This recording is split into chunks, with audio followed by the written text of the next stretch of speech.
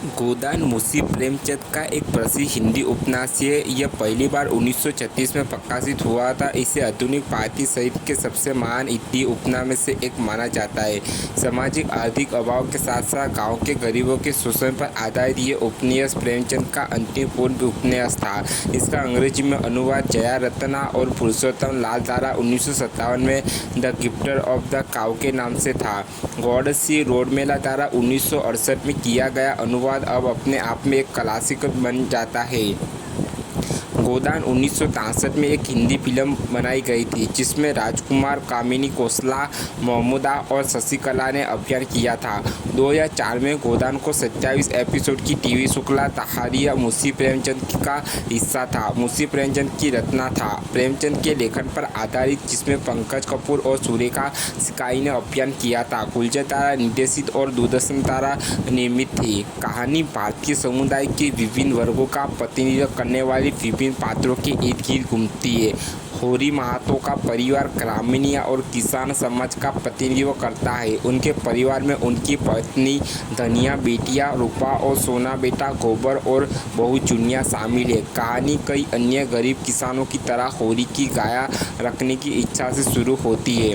वह एक चरवे भोला से 80 रुपये का कर्ज लेकर एक गाय खरीदता है। होरी अपने भाइयों से 10 रुपये ठगने की कोशिश करता है, जिसके कारण उसकी पत्नी और उसके छोटे भाई हीरा की पत्नी के बीच झगड़ा हो जाता है। होरी से ईसाइलू हीरा ने गाय को जहर दे दिया और पुलिस कार्रवाई के डर से भाग गया। जब पुलिस गाय की मौत के बारे में पूछताछ करने पहुंचती है तो होरी अपने छोटे भाई का नाम हटाने के लिए कर्ज लेता है और पुलिस को रिश्वत देता है। भोला की विधवा बेटी चुनिया गोबर से गर्भवती होने के बाद उसके साथ भाग जाती है। गांव वालों के प्रतिक्रिया डर से गोबर भी शहर की ओर भाग जाता है। होरी और धनिया चुनिया को भगाने की अनिच्छुकता है क्योंकि वह उनके बेटे के बच्चों को ले जा रही है। वह उसे अपनी बहू के रूप में स्वीकार करने और उसे आश्रय देने का निर्णय लेता है। पंडित द्वारा व्यक्तिगत हमले के बाद चुनिया को आश्रय देने के लिए ग्राम पंचायत होरी पर जुर्माना लगाती है। होरी को फिर कर्ज लेने और जुर्माना भरने के लिए मजबूर होना पड़ता है। होरी पर स्थानीय साहूकारों का भारी कर्ज हो जाता है और अंततः भूमि कर चुका पाने का कारण अपनी पैतृक जमीन को नीलामी से बचाने के लिए उसे अपनी बेटी रूपा की शादी मात्र 200 रुपये करने के लिए मजबूर होना पड़ता है। हालांकि उन 200 रुपये का चुकाना और अपने पोते के दूध उपलब्ध कराने के लिए एक गाय रखने को उनको 10 संकल्प के कारण अधिक काम करने के कारण होरी की मृत्यु हो गई है। जैसे ही वो मृत्यु के करीब पहुंचता है तो धनिया पुजारी को भुगतान करने और गोदान की परंपरा को पूरा करने के लिए अपने पास मौजूद सारा पैसा उसे सौंप देती है। इससे आखिरकार होरी का बहुत पुराना सपना पूरा हो गया है, लेकिन अपने दामन को 200 रुपये चुकाने और अपने पोते का दूध देने के लिए एक गाय रखने की उसकी इच्छा अधूरी रह गई है। गोदान में होरी दलित किसान का प्रतीक है। अपनी परिस्थिति का शिकार जिसमें दोषा और गुरुना है, तमाम कठिनाई के बावजूद होरी अपने मूल्यों और कर्तव्य के प्रति सच्चा रहता है। उपन्यास का समापन होरी की मृत्यु और उसके द्वारा छोड़ी गई खट्टी मीठी विरासत के साथ होता है, जो पूरे और अधूरे सपनों द्वारा परिभाषित होती है। इस प्रकार एक गतिशील समापन प्रदान करती है। होरी एक किसान है जिसकी शादी धनिया से हुई है और उसकी 2 बेटियां और एक बेटा है। वो एक नेक इंसान है और अपनी नेकी को बचाए रखने के लिए जीवन भर संघर्ष करता है। उनके 2 छोटे भाई हैं और वह सबसे बड़े भाई के रूप में अपने परिवार का त्याग करके उनकी मदद करना अपना दायित्व समझता है। वह उन पुलिस अधिकारियों को रिश्वत देता है जो उसकी गाय की मौत की जाँच करने गाँव में आते हैं। इस प्रकार वह पुलिस को तलाशी के लिए अपने भाई हीर के घर में प्रवेश करने से बचता है। वह एक ऐसा व्यक्ति है जो समुदाय से बंधा हुआ है और पंचायत के फैसले को अंतिम मानता है। वह गाय की मृत्यु के लिए दंडित होता है और स्वीकार करता है कि समुदाय से बाहर होने पर वह अनिश्चय महसूस करता है और इसलिए जब गोबर एक निचली जाति की लड़की को घर ले जाता है तो वह पंचायत द्वारा लगाए गए दंड को स्वीकार करता है। इसी तरह वह भोला को अपना बेला ले जाने की अनुमति देता है क्योंकि वह ना तो उसकी कीमत चुकाने में सक्षम है और ना ही जुनिया को अपने घर से निकालने को तैयार है। उन्होंने उसे अपनी बहू और उसके बच्चों को अपना पोता मान मान लिया है और वह दयालु और उदार है। वह एक मोची की बेटी सोलिया को आश्रय देता है, जिसका एक ब्राह्मण मातादीना द्वारा शोषण किया जाता है और उसके अपने ही लोग उससे दूर हो जाते हैं।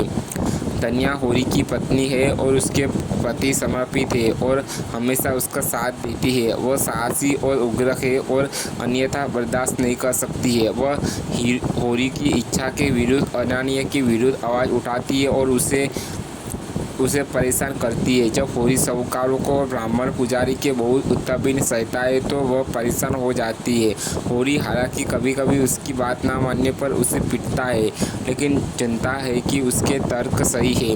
वह उसे सच्चाई और तथ्यों के वास्तविकता का दर्शन कराती है। उसके विपरीत वह किसी पीटी बातों और आदर्शों में कोई नहीं है। वो समुदाय के पारंपरिक सिद्धांतों के बजाय जो सही समझती है और अपने धर्म पर कायम रहती है। वह जानबूझकर एक नीची जाति की लड़की को अपनी बहू के रूप में अपने घर में स्वीकार करती है। उन्हें लज्जाजनक स्थिति में डालने के लिए वह केवल जुनिया के दोषी नहीं ठहराती है। वह जानती है कि उसका बेटा गोबर भी उतना ही जिम्मेदार है। वह एक प्यारी माँ है। ज़रूरत पड़ने पर वह हीरे के बच्चों की भी देखभाल करती है। वह मोची की बेटी गर्भवती सोलिया को स्वेच्छा से रखती है और आश्रय देती है कि धनिया ने कभी शांति और आराम का जीवन नहीं देखा है, क्योंकि पूरे उपन्यास में हम उसे आजीविका के लिए अपने पति के साथ संघर्ष करते हुए देखते हैं। वह मजबूत है और जाति या पद की परवाह किए बिना ज़रूरतमंदों की मदद करती है। गोबर धनिया और होरी को इकलौता पुत्र है और एक गरीब परिवार में जन्मा है। वह आराम से जीना चाहता है। हालांकि शुरू में वह अपने पिता की तरह एक साधारण व्यक्ति था, लेकिन उसे लखनऊ शहर में अनुभव मिलता है और वह व्यवहारिक और सांसारिक रूप से बुद्धिमान होना सीखता है। वह भोला की बेटी जुनिया को गर्भवती करता है और ग्रामीणों के साथ क्रोध का सामना करने का साहस नहीं होने पर जुनिया को उसके माता पिता के दरवाजे पर छोड़कर शहर भाग जाता है। उसका असंवेदनशील जल्लाबाजी वाल व्यवहार होरी को परेशानी पैदा करता है, जिसे जुर्माना भरना पड़ता है। गोबरा मिर्जा खुशीदा के लिए काम करता है, लेकिन अपना खुद का व्यवसाय बनाता है। वह अन्य लोगों को भी पैसा उधार देता है। जब वह एक छोटे से दौरे पर पंप सूज वाले एक सज्जन व्यक्ति के वेश में गांव में आते हैं तो उसे कठिनाई से पहचाना पड़ता है। वह गांव में आकर्षण का केंद्र बन जाता है। अन्य युवक उसे देखकर शहर जाने के लिए ललचाते हैं। वह उन्हें नौकरी दिलाने का वादा करता है, यह जानने कि दादा दीन अपने पिता का शोषण कर रहा है। वह अपने पिता को पारंपरिक बंधनों से बाहर आने की सलाह देता है। वह एक समारोह में आयोजित करता है और अपने दोस्तों के साथ गांव के साहूकारों और ब्राह्मण पुजारियों की नीच मानसिकता को उजागर करने और व्यंग करने के लिए एक नाटक का मंचन करता है। वह पुजारी को अदालत में घसीटने की धमकी देता है और इस मुद्दे पर अपने पिता से झगड़ा करता है। उसे एहसास होता है कि होरी बहुत सरल है, ईश्वर से डरने वाला है और अपने धर्म के विरुद्ध नहीं जा सकता है। गुस्से में वह अपनी पत्नी जुनिया के साथ गांव छोड़कर शहर लौट आता है। उसकी शराब के प्रति कमजोरी और क्रोधी स्वभाव का असर जुनिया के साथ उसके रिश्ते पर पड़ता है।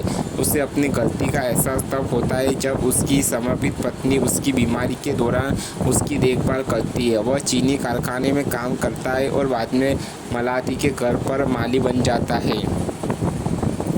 दाता दीन गांव का ब्राह्मण पुजारी और लालची साहूकार है। यह विडवाना है कि निम्न स्तर का यह व्यक्ति गांव से घूम कर अन्य ग्रामीणों की गलतियों पर निगरानी रखता है। वह होरी को निचली जाति की लड़की जुनिया को अपनी बहू के रूप में स्वीकार करने और आश्रय देने के लिए दंडित करता है। वह एक पाखंडी है। उस तथ्य से अनभाग्य है कि उसके अपने बेटे मातादीन का एक मोची की बेटी सोलिया के साथ संबंध है। वह अपने अपवित्र बेटे का शुद्धिकरण अनुष्ठान करने के लिए वाराणसी से पंडितों का आमंत्रण करता है ताकि उसे ब्राह्मणवाद की मुख्य धाराओं में लाया जा सके। उसे हीरो की गरीबी पर दया नहीं आती, बल्कि वह उसकी अच्छाइयों का फायदा उठाकर उसका शोषण करता है।